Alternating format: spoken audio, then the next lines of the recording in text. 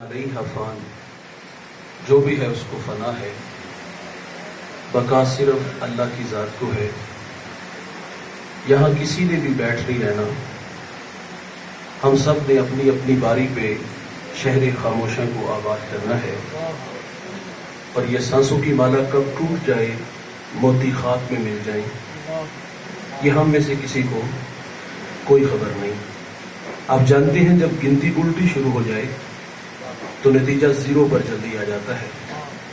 ویسے ہمیں دھوکا لگا، ہم لوگ سمجھتے رہے کہ ہم دن بدن بڑے ہو رہے ہیں۔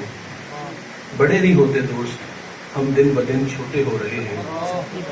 اس دنیا میں آنے کی ترتیب ہے، پہلے والد بعد میں بیٹا، لیکن یہاں سے جانے کی کوئی ترتیب نہیں۔ بس ایک لمبی لائن لگی ہے، اس میں آپ بھی کھڑے ہو، میں بھی کھڑا ہوں۔ میری باری نہ جانے کب آ جائے، آپ کی کب آ جائے، ہمیں کوئی خبر نہیں۔ بھائی جان، ہم 100 سال بھی جئیں گے تو بالآخر مریں گے، کیونکہ موت سے کسی کو بھی رستگاری نہیں۔ ہماری زندگیاں حادثات سے بھری پڑی ہیں۔ بعض حادثے تو ایسے ہوتے ہیں جو تڑپا دینے والے ہوتے ہیں۔ دوست سے وعدہ کر کے گیا کہ 1 گھنٹے بعد دوبارہ ملاقات کرتے ہیں، لیکن ٹھیک آدھے گھنٹے بعد اسی محلے کی جامع مسجد سے اس کے مرنے کی خبر ملتی ہے۔ کانوں کا دھوکا لگا کہ اتنا بے وفا تو نہیں کہ دنیا چھوڑ جائے گا، لیکن جب اس کے ویڑے تک پہنچے تو وہاں صف ماتم بچھا ہوا تھا۔ وہ وقت آنے والا ہے بھائی، ہم نہیں ہوں گے، چند دن یادوں کے چراغ، اور پھر ہمیشہ کے لیے بھلا دیے جائیں گے۔ دنیا کا مزاج آپ بھی جانتے ہو، ہم بھی جانتے ہیں۔ جن لوگوں کی کبھی مثالیں دی جاتی تھی نا کہ یہ شہر جہنم کے بڑے محبوب دوست ہیں، ایک جیسے کپڑے پہنتے ہیں، دن میں 2-3-4 دفعہ ملاقات نہ کریں تو چین نہیں آتا، یقین جانو وہ صرف قبر پر مٹی ڈالنے کے روادار ہوتے ہیں۔ بعد میں بھول جاتے ہیں کہ دوست کی قبر کہاں ہے۔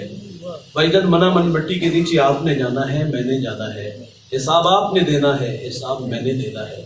جب حساب اپنا اپنا ہے تو عمل بھی اپنا اپنا ہے۔ تھوڑی سی زندگی ہے، کوئی پتہ نہیں کب سانسیں ٹوٹ جائیں، میں اور آپ موت کی گھاٹ اتر جائیں۔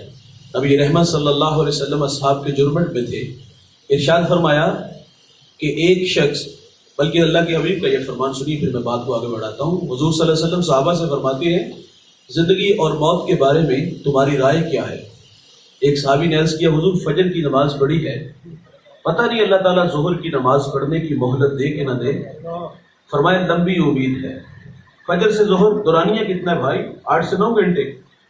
8 سے 9 گھنٹے زندہ رہنے کی بات کی تو حضور فرماتے لمبی امید ہے۔ اور بھائی ہم آج کسی کو موت کی، آخرت کی بات سنائیں تو لوگ کہتے ہیں مولوی صاحب ابھی ہمارے کندھوں پہ بڑی ذمہ داریاں ہیں، بچے چھوٹے ہیں، تھوڑے سے سیانے ہوں گے، پھر ہم جانے یا اللہ کا گھر جانے، تہجد کی سسکیاں ہوں گی، ہم جو ہے وہ 5 وقت اذان خود پڑھیں گے، تکبیر اللہ کے ساتھ امام کے پیچھے کھڑے ہو کر نماز ادا کریں گے۔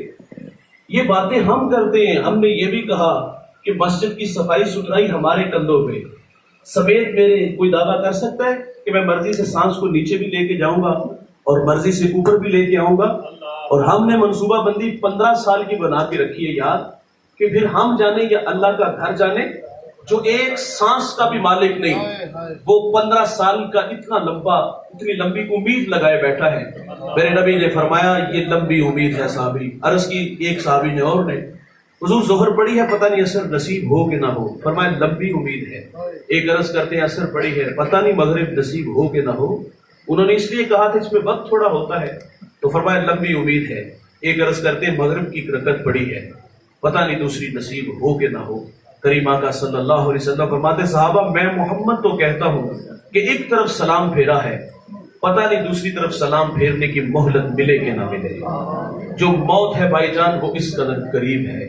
دجلہ کی موجیں گواہ ہیں۔ حضرت معروف کرخی رحمت اللہ علیہ اپنے تلامذہ کے ساتھ تشریف فرما تھے، اور آپ نے وہاں بیٹھے بیٹھے تعلیم کے لیے تیمم کیا۔ ایک جوان کھڑا ہو گیا، اس نے کہا مولانا ایک مسئلہ تو بتائیں، آیا کہ پانی کی موجودگی میں تیمم جائز ہوتا ہے؟ تو آپ فرماتے بیٹا پانی میسر آ جائے تو تیمم خود بہت ٹوٹ جاتا ہے۔ تو اس بیٹے نے کہا حضرت جب آپ مسئلے کی نوعیت سے باخبر ہیں، 2 قدم پر دجلہ کی بکھرتی موجیں آپ کا استقبال کر رہی ہیں، اٹھتے اور جا کے وضو بنا لیتے، علم ہونے کے باوجود آپ نے ایسا کیوں کیا؟ حضرت معروف فرماتے ہو میرے بچوں تمہیں تعلیم دینے کے لیے سمجھانے کے لیے پھر اپنی طرف اشارہ دیا کہ یہ 6 فٹ کا انسان ہے کیا، زندگی اور موت اس کی حقیقت ہی کیا ہے؟ فرمایا یہ تو پانی کا بلبلہ ہے، بلبلے کو نہ اٹھنے میں دیر لگتی ہے نہ پھٹنے میں دیر لگتی ہے۔ فرمایا میں قدم اٹھاؤں اور زندگی وفا نہ کرے؟ فرماتے میں نہیں چاہتا کہ جب میں دنیا سے جاؤں تو بغیر وضو ہی مر جاؤں۔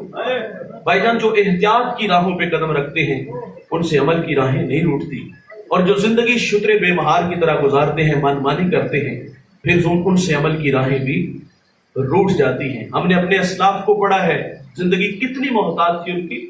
یا میرے نبی صلی اللہ علیہ وسلم کے جان نثار صحابی جن کے بارے میں رسول اللہ فرماتے ہیں میری اگر 40 بیٹیاں بھی ہوتی تو ایک ایک کر کے اس کے نکاح میں دے دیتا، جس کا اعزاز بڑا ہے، جس سے فرشتے بھی حیا کریں، جس کو رسول اللہ نے دنیا میں 11 مرتبہ جنت کی بشارت دی ہے۔ آئینے کے سامنے کھڑے ہیں، داڑھی میں سفید بال دیکھے تو رونے لگے۔